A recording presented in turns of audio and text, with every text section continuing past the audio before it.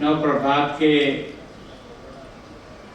अध्यक्ष और उनके सभी सहयोगियों का आप सबकी ओर से, मेरी ओर से और आसाम वासियों की ओर से बहुत बहुत उनको धन्यवाद देता हूँ, बधाई देता हूँ। भाई प्रवीण जी, आपने एक बहुत ही अच्छी परंपरा को प्रारंभ किया है, इसके लिए आपको बहुत बहुत बधाई, बहुत बहुत शुभकामनाएं। मंच पर आदरणीय मनीषा हजारिका जी, ये आसाम की संगीतकार हैं, उनका स्वागत। श्री चंद्रमौली जी फिल्मकार हैं, मंच पर विराजमान है, उनका स्वागत। संघानी जी, ये आसाम के आरएसएस के गुवाहाटी के महानगर के कार्यालयों का स्वागत। सामने पुरस्कृत होने वाले सभी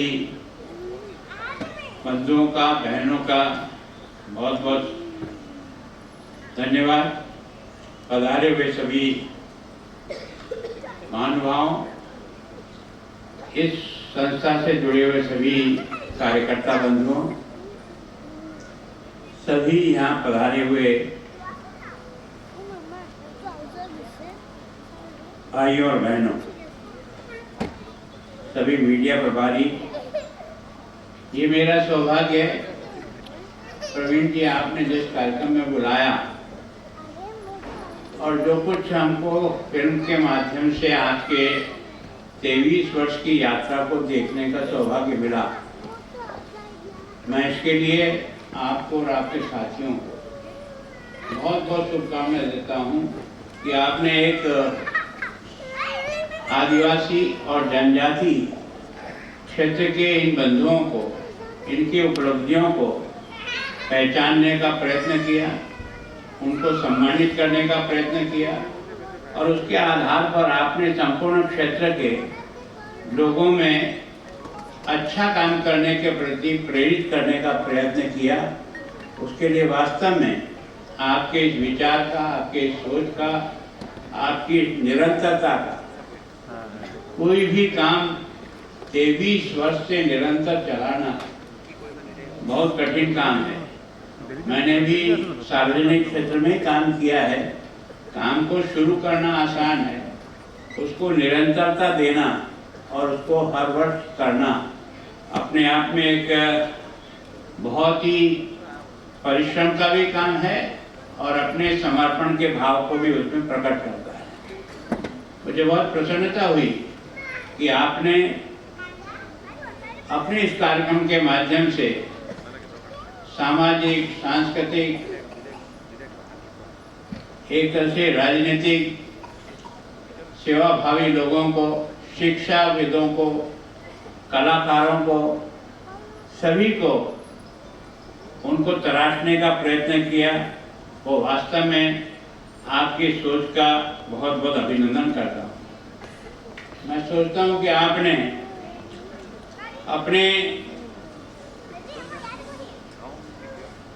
मैं सोचता हूँ कि यह जो नव प्रभात का जो विचार और कल्पना आपने की और उसके अनुसार जो आगे बढ़े, आपको सभी लोगों ने सहयोग दिया, जिसके कारण से आप इस यात्रा को यहाँ तक पहुँचा पाए।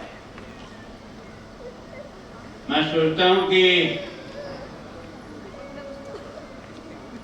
यह जो विचार है और इस समाज के बंधुओं को इस विचार से जोड़ना, ये देश का सौभाग्य रहा कि हमारे संविधान निर्माताओं ने, विशेष करके भीमराव अंबेडकर ने, अपनी सोच के आधार पर अपने समाज को, जो पिछड़े हैं, जिनको अभी सबके बराबर आने की आवश्यकता है,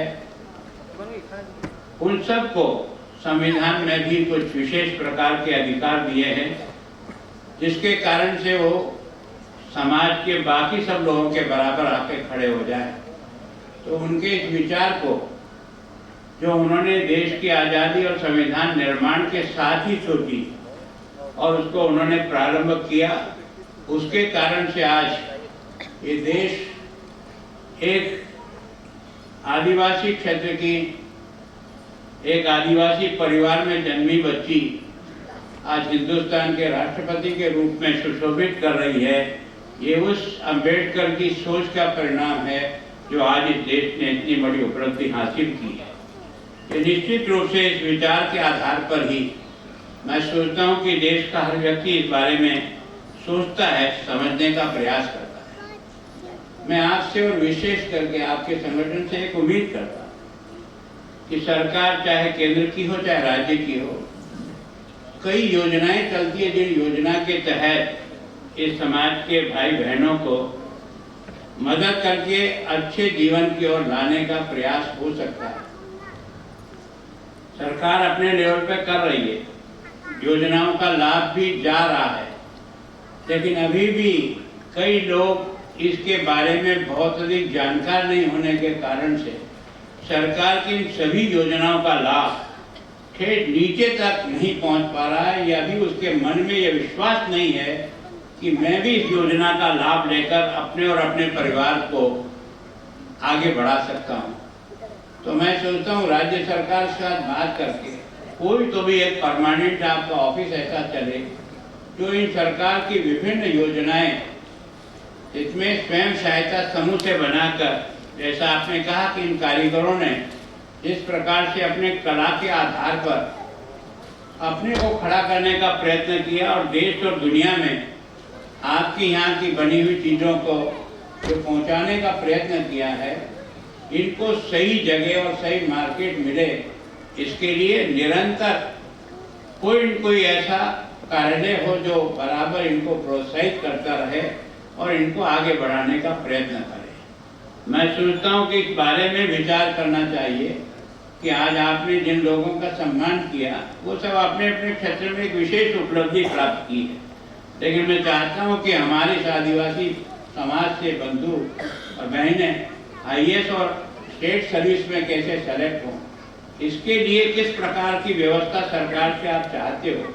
केवल आपको तो लाइजन करना है, सरकार आपकी सारी व्यवस्था करेगी, लेकिन उन अच्छे टैलेंट बच्चों को ला करके उनको IAS IPS बनाने की दृष्टि से आपका ये संगठन किस प्रकार से उनकी मदद कर सकता है, किस प्रकार से उनको कोचिंग हो सकता है, कैसे संपूर्ण आसाम से बच्चों को ढूंढ करके जिनमें ये कैपेसिटी हो वो हायर स्कूल से भी, हायर सेकेंडरी से उनको पिकअप करना पड़ेगा और वहाँ से उन बच्चों को आगे बढ़ाते बढ़ाते हमें इस स्तर पर लाना पड़ेगा, जिसके कारण से हमारे बच्चे एक तरह से देश को चलाने वाली टीम में सम्मिलित होकर के जब काम करेंगे तो मैं सोचता हूँ इस समाज को और अधिक उठाने में उनकी मदद का बहुत बड़ा लाभ हमको मिलेगा। इसके लिए प्रयत्न करना चाहिए, ये टारगेट बना के चलना चाहिए। हमको सफलता आज नहीं मिलेगी, 2 साल बाद मिलेगी, 5 साल बाद मिलेगी, लेकिन प्रयत्न आज से अगर शुरू करेंगे तो निश्चित रूप से करेंगे। एक दूसरा मैं आपको कहता हूँ, आपने आज सम्मानित किया जिनको अपने अपने विषय में विशेष उपलब्धि है, ऐसे ही संपूर्ण आसाम के टैलेंटेड बच्चे जो परसेंटेज की दृष्टि से बहुत हाईएस्ट परसेंटेज देकर के आए हैं अलग अलग तरह के एग्जाम में, उन 5-10 बच्चों को भी छांट करके आपको इस अवार्ड के साथ जोड़ना चाहिए। मैं सोचता हूँ बच्चे को मंच पर बुलाकर केवल और केवल उसका सम्मान करके एक प्रशस्ति पत्र भी देंगे तो वो लड़का ही आगे नहीं बढ़ेगा, उसको देख करके सारा समाज आगे बढ़ने का प्रयत्न करेगा। तो उसमें मैं सोचता हूँ और अधिक हम उपलब्धि को उसमें हासिल कर सकते हैं। मुझे जानकर प्रसन्नता हुई कि नवभारत स्वदेशी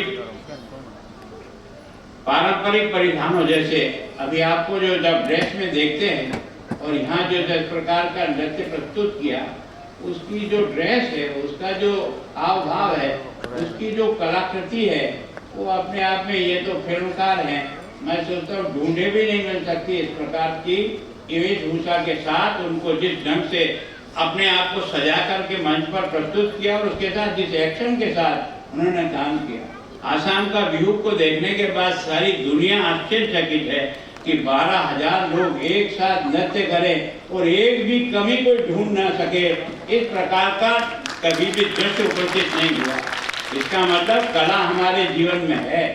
हम चाहे कहीं भी पहाड़ में रहते हैं या किसी छोटी कुटिया में रहते हैं, चाहे हम गरीब हैं या चाहे कुछ भी हैं, लेकिन भगवान ने हमें बहुत कुछ कला दी और वास्तव में इस क्षेत्र को आने के बाद ऐसा लगता है कि ये जो संस्कृति की जो जिंदा रखने का काम किया है वो आप लोगों के इस परिश्रम के कारण से, जो शंकराचार्य के जमाने से होकर शंकरदेव और माधवदेव से लेकर के आज तक इस क्षेत्र में जिस प्रकार से मैं सोचता हूँ, जिस प्रकार के कृष्ण का नमन के बारे में उन्होंने कहा, इसका मतलब हमें अपने अतीत से जोड़ने का प्रयत्न जो हुआ है, यही है हमारी दौलत, जिसके कारण से देश जाना और पहचाना जाता है। उसको आपने संभालने का प्रयत्न किया। इसको और कैसे आगे बढ़ा सकते हैं? मैं स्वदेशी बुनकों को आर्थिक विकास में मदद मिलेगी। मैं देखकर भी अभिभूत हूँ कि जो एनजीओ विश्व बाजार में सुंदर असमिया आभूषण उद्योग को, अभी आपने आभूषण बनाने वाले कलाकार को भी सम्मानित किया, तो वास्तव में इस कला को किस तरह से आगे स्वदेशी कपड़े आभूषण पहनने के लिए आकर्षित करने के लिए विशेष मंच प्रदान करता है। संगठन पारंपरिक कपड़ों और आभूषणों के फैशन की दुनिया के माध्यम से भी महिला सशक्तिकरण के अभियान में महत्वपूर्ण योगदान दे रहा है। आभूषणों से जुड़े उद्योगों में अधिकांश कारीगर महिलाएं हैं। संगठन आदिवासी महिलाओं को इस उद्योग से जोड़ने और आर्थिक आमदनी करने के लिए भी प्रोत्साहित करता है। इस संबंध में नव प्रभात इंडस्ट्री ऑफ फैशन टेक्नोलॉजी के इस स्वदेशी उद्योग को बढ़ावा देने तक आदिवासी समुदाय और अनुसूचित जाति के लोगों और महिलाओं को आत्मनिर्भर बनाने के लिए वार्षिक कार्यक्रम अंधेरे से रोशनी की ओर आयोजन किया है। मैं संगठन के इस प्रयास का बहुत बहुत अभिनंदन करता हूँ, वंदन करता हूँ। सजे हुए घर के अंदर कोई सजा दे, कोई आश्चर्य, उसमें मजा नहीं आता, पर जिस घर में अंधेरा हो उसमें एक छोटा सा दीपक भी अगर कोई जला दे तो मैं सोचता हूँ उस घर के लिए प्रकाश की वो छोटी सी किरण उसके जीवन को बहुत आगे बढ़ा देती है। मैं सोचता हूँ इस सोच के आधार पर आपने जो प्रयत्न प्रारंभ किया प्रवीण जी, आप वास्तव में अभिनंदन योग्य। सबसे ज्यादा आपके विचार को, आपकी सोच को और आपके सहयोगी साथियों का अभिनंदन करता हूँ जिन्होंने इस परंपरा को आगे बढ़ाया। मैं सोचता हूँ कि आप सब जो लोग उपस्थित हुए हैं उन सबका मैं अभिनंदन करता हूँ कि वास्तव में हम अगर वास्तव में समाज को आगे ले जाना चाहते हैं तो हमारी बहनों को सशक्त करने की आवश्यकता है। अगर कोई परिवार अच्छा चलता है उसका श्रेय किसी को जाता है तो अपनी माँ को जाता है। मैं सोचता हूँ जिस घर में माँ जैसी संस्कार देगी वैसा ही उसका कुटुंब आगे चलेगा। तो सबसे ज्यादा उसको कैसे ताकतवर बनाया जाए। मैं सोचता हूँ आजकल की सरकार की विभिन्न योजनाओं में इन्हें स्वयं सहायता समूह के माध्यम से अपनी महिलाओं को सशक्त करने के लिए पूरे साधन दिए। सरकार भी सहयोग करती है, बैंक भी सहयोग करती है। और आपको ये आश्चर्य होगा कि मैं आसाम में लगभग 31 में से 30 जिले घूम के आया, एक जिला मेरा बाकी रहा है। मैंने देखा कि जो महिलाओं ने स्वयं सहायता समूह के माध्यम से जो लोन लिया है, बैंक से लिया या किसी भी एजेंसी से लिया था, 90% से अधिक समय पर अदायगी अगर कोई कर रही है तो हमारी माताएं बहनें कर रही है। इसके मतलब ये है कि इनको अगर आप अधिकार करने का प्रयास करो। ललीना ने जिस प्रकार से आपका और मेरा मान बढ़ाया वही बच्ची है। आजकल मैं जब यूनिवर्सिटी में कन्वोकेशन में जाता हूँ, दीक्षा समारोह में जाता हूँ, तो जितने हम गोल्ड मेडल देते हैं उसमें 60% से अधिक केवल और केवल बच्चियां होती है। इसका मतलब प्रभु ने इनको असीम शक्ति दी है। इस शक्ति का उपयोग अगर समाज करे तो मैं सोचता हूँ ये 2 पहिया की गाड़ी बहुत तेजी से देश को आगे बढ़ाएगी। इसके बारे में हमें निरंतर सोचना पड़ेगा और इस और काम करने का प्रयास करना पड़ेगा। मैं सोचता हूँ कि आपके इस कार्यक्रम में आने के बाद मुझे जो एक प्रेरणा मिली है कि वास्तव में इस प्रकार के कार्यक्रमों से जुड़ करके हम समाज को बहुत तेजी से आगे ले जा सकते हैं।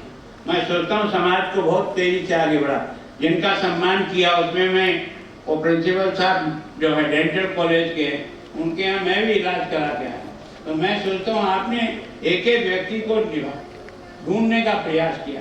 प्रयास करिए कि प्रत्येक जिले से कोई न कोई एक व्यक्ति आपके इस कार्यक्रम में सम्मानित होने के लिए कैसे आए, ताकि आपका ये मैसेज कुछ प्रत्येक जिले में आपके संगठन के माध्यम से कैसे जाए और लोग कैसे इंतजार करें, कौन आएगा इसकी चिंता छोड़ दो।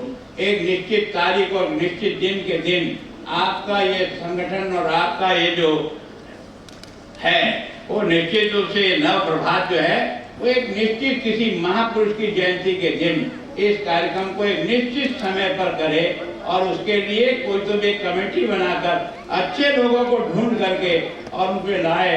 उसमें कोई छोटा 10 साल का बच्चा भी अपनी किसी उपलब्धि के लिए अगर हो तो उसे भी तराशने का प्रयास करो, ताकि निश्चित रूप से समाज में ये एक मैसेज जाए कि वास्तव में अगर समाज को अच्छा बनाना है तो अच्छे लोगों के सम्मान से ही बनेगा, रोने से कुछ नहीं बनेगा, कमियां निकालने से कुछ नहीं बनेगा।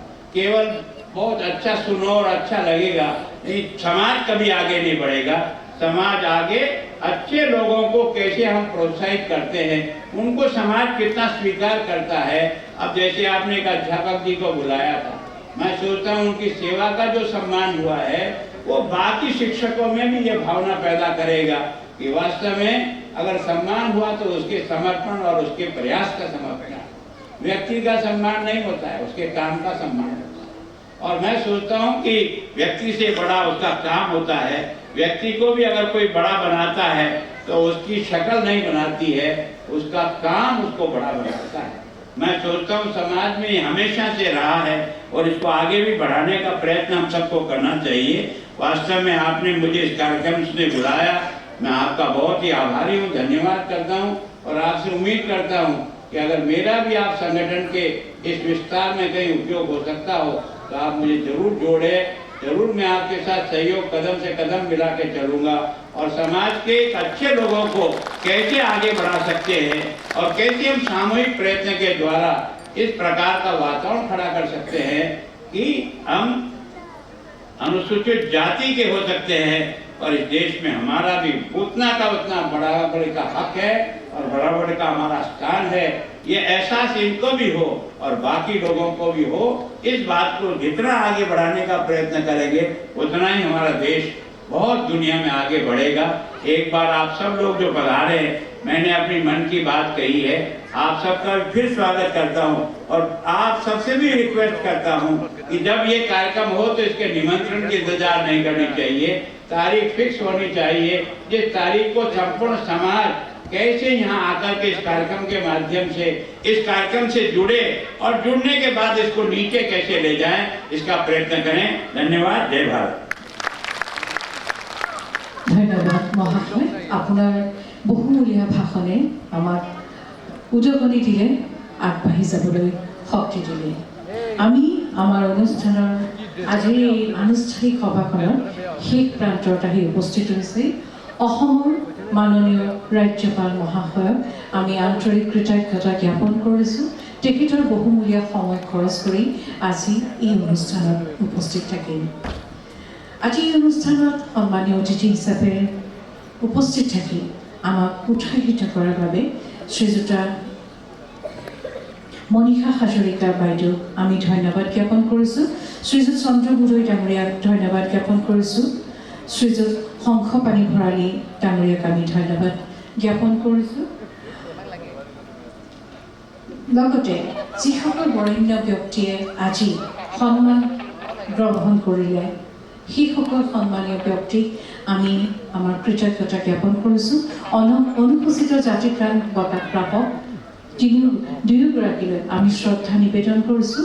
অনুসূচিত জাতিৰ শিল্পী বঁটা প্ৰাপক তিনিওগৰাকীলৈ আমি আমাৰ কৃতজ্ঞতা তথা শ্ৰদ্ধা নিবেদন কৰিছোঁ। অনুসূচিত জাতিৰ গৌৰৱ বঁটা প্ৰাপক তিনিওগৰাকীলৈ আমি আমাৰ শ্ৰদ্ধা আৰু কৃতজ্ঞতা জ্ঞাপন কৰিছোঁ। অনুসূচিত জাতিৰ যুৱ প্ৰতিভা প্ৰাপক দুয়োলৈ আমি আমাৰ শ্ৰদ্ধা নিবেদন কৰিছোঁ। পুনৰবাৰ মঞ্চত উপবিষ্ট বিশিষ্ট চলচ্চিত্ৰ পৰিচালক শ্ৰীযুত চন্দ্ৰ বুঢ়ৈ ডাঙৰীয়া, আপোনাক কৃতজ্ঞতা জ্ঞাপন কৰিলোঁ।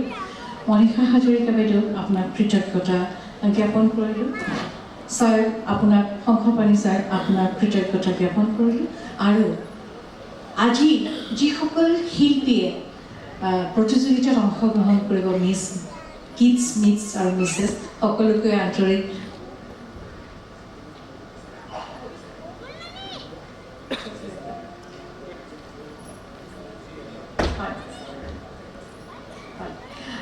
যিসকল মিছেছ আৰু কিডছ যিসকল প্ৰতিযোগী তেখেতসকলক আমি এই সুযোগতে আমি আমাৰ অভিবাদন জ্ঞাপন কৰিছোঁ আৰু অভিভাৱকসকলক কৃতজ্ঞতা জ্ঞাপন কৰিছোঁ আপোনালোক আহিছে আৰু বৰেণ্য কেইবাগৰাকী শিল্পী আজি মঞ্চত প্ৰেক্ষাগৃহত আছে কণ্টেক্ট পাছত আমি তেখেতসকলক আমি আমাৰ অভিবাদন জ্ঞাপন কৰিম আৰু আজি আমাৰ অনুষ্ঠানটি আমি ইমানতে অন্ত পেলাব খুজিছোঁ কিন্তু তাৰ পূৰ্বে আজি যিসকল বৰেণ্য ব্যক্তিক আমি সন্মানিত কৰিলোঁ আটাইকেইজন সন্মান প্ৰাপকক আমি মঞ্চলৈ আমন্ত্ৰণ জনাইছোঁ আমাৰ মাননীয় ৰাজ্যপাল মহাশয়ে আপোনালোকক মঞ্চত বিচাৰিছে আৰু একেলগে আমি ৰাষ্ট্ৰীয় সংগীতটি গাম যিসকল বঁটা প্ৰাপক আজি আটাইকেই আমি মঞ্চলৈ আকৌ এবাৰ মাতিছোঁ অনুসূচিত জাতি প্ৰাণ বঁটা প্ৰাপক দুয়োগৰাকীকে মঞ্চত বিচাৰিছোঁ অনুসূচিত জাতি শিল্পী বঁটা প্ৰাপক তিনিওকে আমি মঞ্চত বিচাৰিছোঁ অনুসূচিত জাতি গৌৰৱ বঁটা প্ৰাপক তিনিওকে মঞ্চত বিচাৰিছোঁ আৰু লগতে অনুসূচিত জাতি যুৱ প্ৰতিভা প্ৰাপক আমি দুয়োকে মঞ্চত বিচাৰিছোঁ আৰু আমাৰ সংগীত শিল্পী আৰোহণ বৰদলৈ জিন্তি দাস আপোনালোকক আমি মঞ্চত বিচাৰিছোঁ ৰাষ্ট্ৰীয় সংগীতটি আমি একেলগে গাম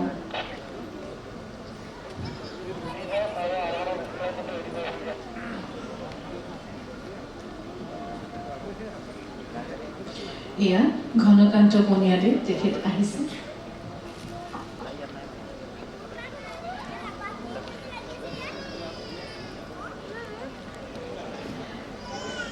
আৰোহণ আৰু জিন্তি দুয়োকে অনুৰোধ জনাইছোঁ ৰাষ্ট্ৰীয় সংগীতটিৰ পৰিৱেশন প্ৰথমে ট্ৰেকটো চলিব তাৰপাছত আমি সকলোৱে একেলগে ৰাষ্ট্ৰীয় সংগীতটি গাম